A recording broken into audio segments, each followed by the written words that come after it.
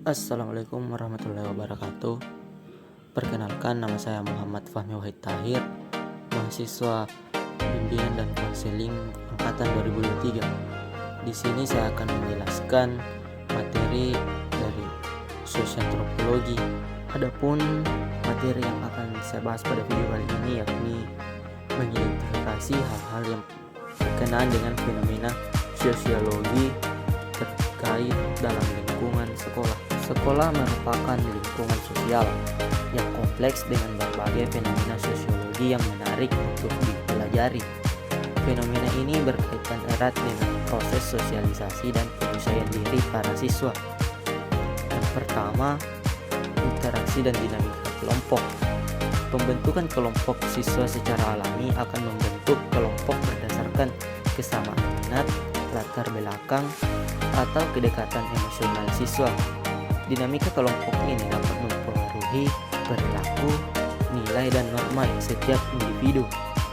Adapun kepemimpinan, munculnya pemimpin informal dalam kelompok dapat mempengaruhi pengambilan keputusan dan penyelesaian konflik, serta semangat berkelompok. Konformitas, tekanan teman sebaya yang dapat mendorong siswa untuk mengikuti norma kelompok meskipun bertentangan dengan nilai-nilai pribadi mereka. Sosialisasi dan norma. Penanaman nilai sekolah menanamkan nilai-nilai seperti disiplin, tanggung jawab, kejujuran, dan kerjasama melalui kurikulum, peraturan, dan budaya sekolah.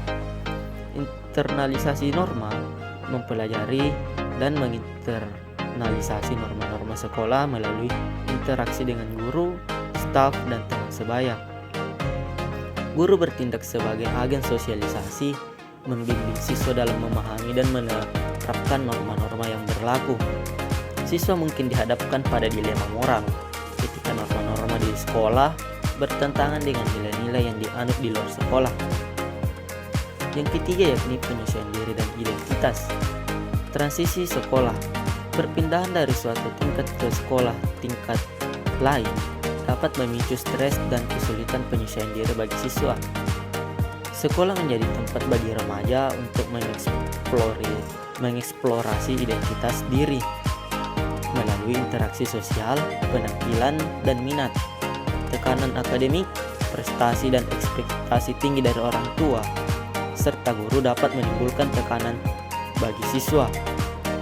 Bullying dan diskriminasi berdasarkan ras, etnis, agama, gender, atau orientasi seksual dapat berdampak negatif pada kesehatan mental dan penyesuaian diri siswa. Perubahan sosial dan budaya, globalisasi dan interkoneksi budaya dapat mempengaruhi norma, nilai, dan perilaku siswa di sekolah. Penggunaan teknologi informasi dan komunikasi di sekolah dapat mengubah cara siswa berinteraksi, belajar, dan mengakses informasi. Peranata sosial sekolah. Peranata sosial sekolah yakni kurikulum, proses belajar mengajar, evaluasi, dan struktur kelas merupakan elemen peranata pendidikan yang mendefinisikan peran guru dan siswa, serta norma dan nilai yang diharapkan dalam proses pembelajaran. Keterlibatan orang tua dalam pendidikan anak seperti melalui kegiatan belajar di rumah, komunikasi dengan guru, dan partisipasi dalam kegiatan sekolah merupakan bagian dari peranata keluarga yang menunjang pendidikan di sekolah.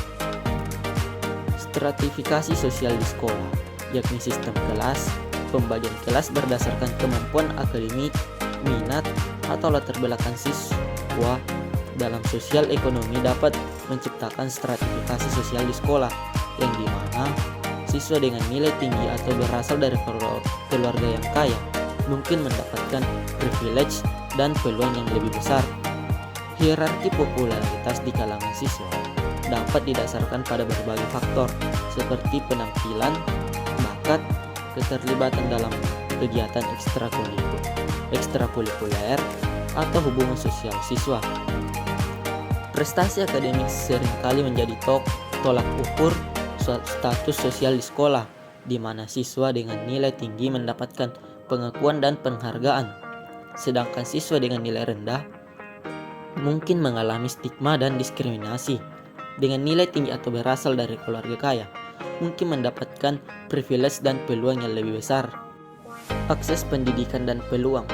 Akses terhadap pendidikan berkualitas termasuk infrastruktur sekolah yang memadai, guru yang kompeten, sumber belajar yang mudah dapat membuka peluang mobilitas sosial bagi siswa dari latar belakang kurang mampu. Prestasi akademik yang tinggi seringkali menjadi kunci untuk membuka peluang pendidikan yang lebih tinggi dan mobilitas sosial ke atas. Kegiatan ekstrakurikuler.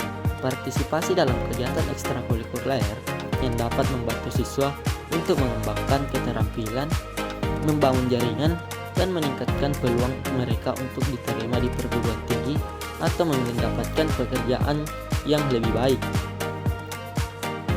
Budaya sekolah yang menekankan prestasi akademik dapat mendorong siswa untuk berkompetisi dan bekerja keras dalam mencapai nilai tinggi, sehingga meningkatkan peluang mereka untuk mobilitas sosial mereka. Dukungan sosial. Dukungan sosial dari guru atau staf sekolah dan teman sebaya dapat memberikan motivasi dan membantu siswa mengatasi hambatan dalam mencapai tujuan mereka.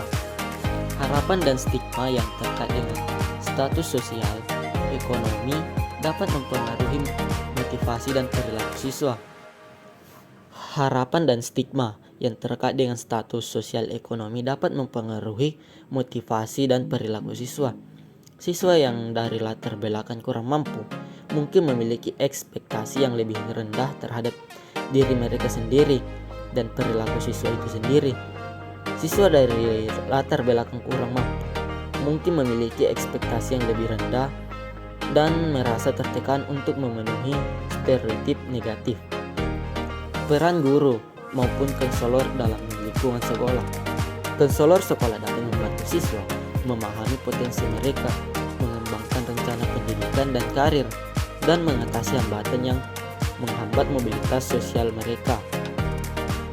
Advokasi guru dan staf sekolah dapat mengadvokasi kebijakan dan program yang mendukung mobilitas sosial, seperti program beasiswa, bimbingan belajar, dan layanan konseling. Guru dapat menciptakan kesempatan belajar yang setara bagi semua siswa, terlepas dari latar belakang mereka, dengan menyediakan materi pembelajaran yang berkualitas, memberikan instruksi yang efektif, dan mendorong partisipasi aktif dalam kelas. Masalah fenomena sosioantropologi yang kompleks mewarnai realitas pendidikan di sekolah, menghadirkan berbagai tantangan dan peluang untuk mewujudkan pendidikan ideal. Sosialisasi dan norma nilai sekolah diharapkan dapat menanamkan nilai-nilai luhur seperti disiplin, tanggung jawab, dan toleransi. Namun realitanya, norma dan nilai yang ditanamkan di sekolah terkadang bertentangan nilai-nilai dengan nilai-nilai yang dianut di luar sekolah, yang memicu kebingungan dan dilema bagi moral para siswa. Penyesuaian diri dan identitas di sekolah berproses dalam membangun identitas diri, tekanan akademik, ekspektasi orang tua, dan budaya sekolah yang dapat menghambat otentisitas ekspresi diri dalam penemuan jati diri siswa. Perundungan dan diskriminasi berdasarkan ras, etnis, agama, gender, atau orientasi seksual masih menjadi fenomena yang sering terjadi di sekolah, yang menciptakan lingkungan belajar yang tidak aman dan inklusif. Sistem kelas di sekolah, meskipun tidak selalu eksplisit dalam mencerminkan stratifikasi sosial masyarakat, dapat memberi keuntungan bagi siswa dari latar belakang tertentu dan membatasi peluang bagi siswa dari kelompok marginal. Akses pendidikan berkualitas. Kesenjangan akses dan kualitas pendidikan antar sekolah di daerah kaya dan miskin, sekolah dari negeri dan swasta, dapat mempengaruhi stratifikasi sosial dan menghambat mobilitas sosial.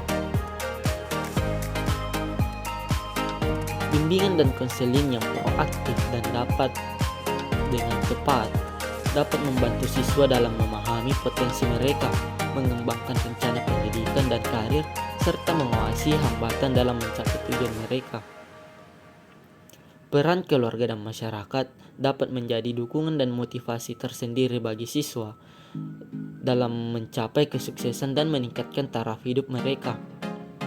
Perubahan tradisi dan merangkul masa depan, globalisasi dan interkulturalisme menuntut sekolah untuk mempersiapkan siswa dengan keterampilan abad ke-21 seperti berpikir kritis, komunikasi lintas budaya, dan adaptasi terhadap setiap perubahan.